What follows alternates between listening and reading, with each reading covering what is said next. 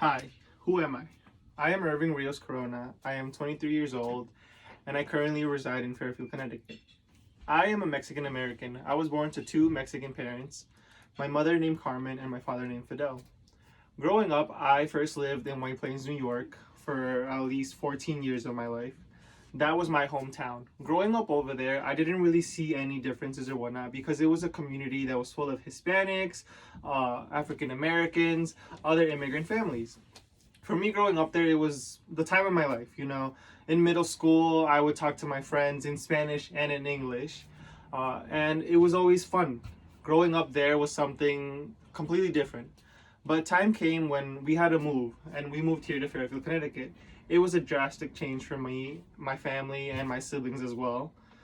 We were uprooted from my hometown to a new town, which was extremely different.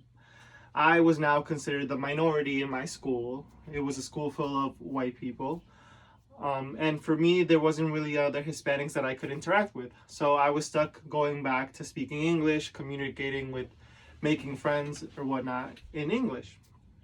That didn't really bother me at times because I didn't really think about anything like that or racial issues that going on in the world.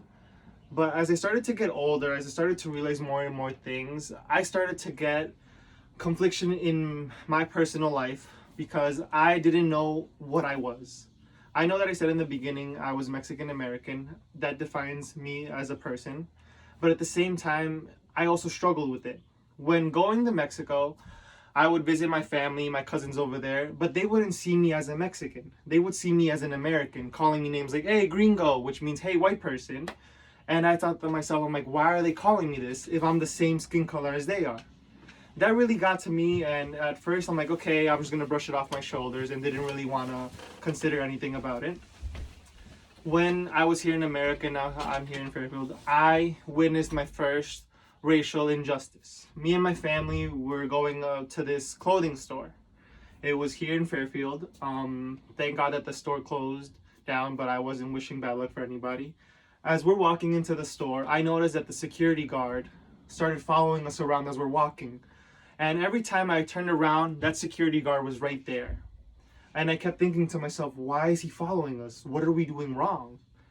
So once we ended up going to the register, my sister had wanted a toy. My father got my sister that toy. And just as we're about to leave, they stop us. They're like, hey, you have to pay for it. We thought to ourselves, but we just paid for it. What's going on? And they took the toy away from my sister. And then my dad showed them the receipt that we had. And that was the first time that I felt little. I felt that they weren't taking me seriously. Even though I was an American citizen, they looked at me as an immigrant, as a Mexican, as someone stealing something, which at the end of the day, I wasn't. So growing up, that didn't really affect me. But now, as a 23-year-old man, I see that there's a lot of things that go on in this world that I just can't comprehend. I try to be someone who is calm, who is patient, who doesn't want to get into any problems. I myself am still trying to find who I am.